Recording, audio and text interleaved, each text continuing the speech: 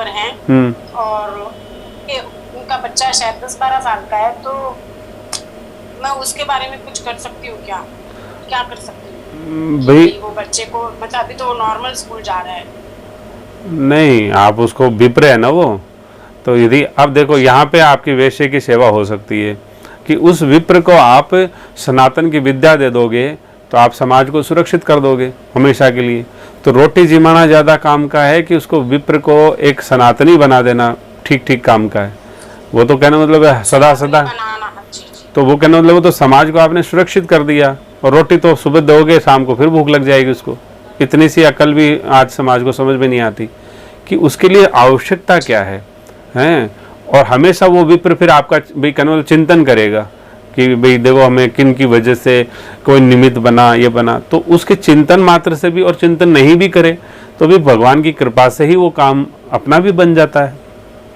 तो विप्र को ऐसा विज्ञान दिया है, सॉरी वैश्य को, कि उसका वो लाभ ले सकता है, लेकिन शास्त्र की मर्यादा से लेना वो समाज के लिए भी बहुत कल्याणकारी है और स्वयं के लिए भी कल्याणकारी है। अरे एक दिन पितृ श्राद्ध कर लिया, मान लो जिमा दिया, मैं बताता हूँ पितरों को तो आप भगवान का उच्छिष्ट पवा देते हो, उसी से उनका तो कल्याण हो जाता है।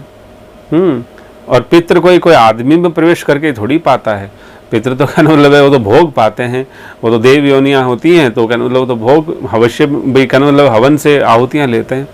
तो उसका विज्ञान है एक, हर ऐसा नहीं है कि किसी को वंचित रखा है सनातन ने, लेकिन यथोचित विज्ञान आज समाज में नहीं होने की वजह से हर आदमी आज तो सिद्ध बनना चाहता है, इसलिए यथोचित जो बेस है उसको ख़त्म कर दिया और वो फिर चाहता है, तो फिर कैसे लाभ होगा। तो निसंदेह विप्रों को तो ढूंढना चाहिए और विप्रों को बनाना चाहिए ऐसा। हमारे जो गुरुकुल हैं, जो तीनों शाखाएं हैं वैदिक सनातन की, वहाँ तो विप्र का कोई चार्ज भी नहीं, किसी तरह का हम प्रयास करते हैं कि नहीं हो। अब जैसे भी ऐसे ठाकुर जी चलाते हैं, करते हैं व्यवस्था, अब जैसी चल रही है, लेकिन कहना मतलब है कि वहाँ पे वैदिक सनातन है वो, लेकिन वैदिक सनातन विप्र अधिकार है, वो कर सकता है। लेकिन यदि वास्तव में सनातनी बनना है तो फिर ये गुरुकुल है। तो दोनों ही विकल्प है, लेकिन विप्र को वैदिक सनातन और सनातन दोनों विज्ञान दिए जा सकते हैं। राधे राधे।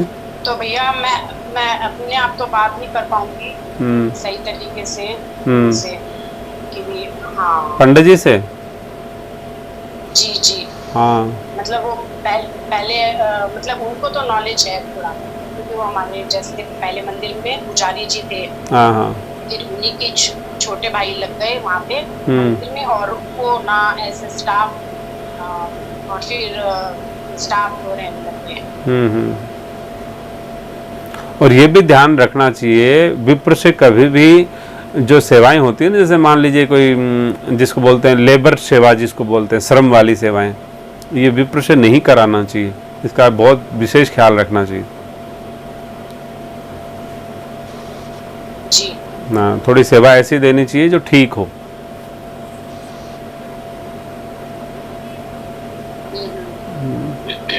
भैया जो हमारे आस पड़ोस में भी ऐसे तो ब्राह्मण हैं, बट उनके बारे में तो मैं नहीं सोच सकती।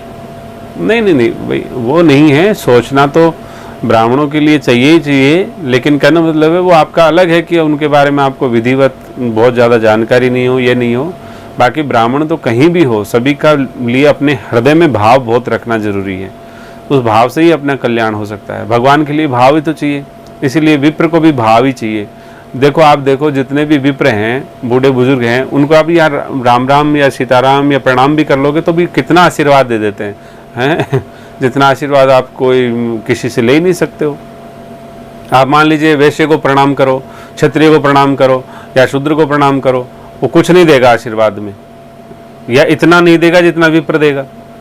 तो विप्र स्वाभाविक दयालु है, वो स्वाभाविक एक भावुक हृदय होता है, उसको सम्मान की भूख है, सिर्फ आपसे वो सम्मान चाहता है बस।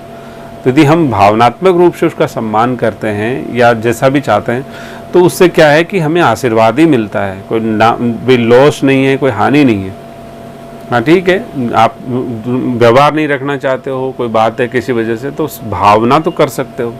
विप्र का बालक हो, बच्चा हो, जैसे भावना वाली बात नहीं, जैसे मैंने आपको बताया था कि हमारे पड़ोसी हैं और वो बहू जैसे प्रेग्नेंट है और 9th मंथ चल रहा है, लेकिन जैसे अंकल हैं और उनका बेटा है, उनकी बहू है, ये सब गवर्नमेंट जॉब में हैं और इनके लहसुन प्याज का ही भोग लगाते हैं लड्डू गोपाल जी के। मतलब इनके लहसुन प्याज बिना एक टाइम भी खाना नहीं बनता, उसी का ही भोग लगता है। तो मतलब मेरे को ऐसे इस चीज के लिए नहीं पूछ पा रही थी क्योंकि आपका भी आदेश नहीं था। नहीं, ऐसा कोई प्लानिंग तो नहीं है क्या नहीं, वो नहीं, विप्र को आप कहना मत कुछ भी भाई उसको लहसुन प्याज छोड़ने का, ऐसा नहीं कहना। किस तरह से कहना उसका विज्ञान बाद में दे दिया जाएगा, क्योंकि विप्र को उपदेश नहीं करना चाहिए और निषेध नहीं करना चाहिए हर किसी को। अब जैसे मान लीजिए हमारे श्री कृष्णा जी लाइन पे हैं, अब उनके भी लहसुन प्याज चल रहा था, अब इन्होंने प्रयास किया, इनकी श्रीमती ने प्रयास किया तो घर वाले विरोध करने लग गए। तो आज विकृतियां तो वहाँ घुसी गई ना, तो ये क्यों ऐसा जीवन बन गया है? तो वो शूद्र के अंश है, वैश्य के अंश है, क्षत्रियों के अंश है। तो क्षत्रियों का तो खैर उनको अधिकार है शास्त्रोक्त रूप से। तो कहने मतलब है कि क्रोध का जो भाव है वो क्षत्रियों के यहाँ से आया है और बाकी जो समाज के अन्य विभाग से आया है।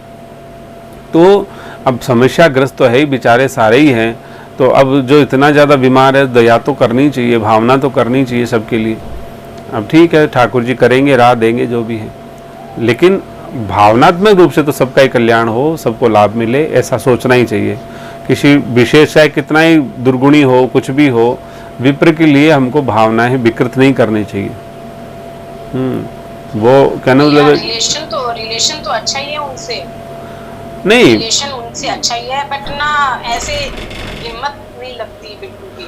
नहीं, वो हिम्मत नहीं ना, मतलब आप उनको इंट्रोगेट करना, जब भी आपको वक्त मिले वो आपको आगे विज्ञान बताया जाएगा। जब ये आगे जब सेवाएं शुरू करेंगे अपन, तो उसमें किस तरह से किस वर्ग को कैसे आपको करना है, कैसा अधिकार दिया है, वो सारा बताया जाएगा। अभी कुछ मत करो, अभी गलती के चांसेस हैं, तो अभी कुछ भी मत करना। लेकिन वो फिर इंट्रोगेशन या कैसे कैसे या क्या करना उनको, वो सारी चीज़ बता दी जाएगी। जी भैया। राधे राधे। राधे राधे।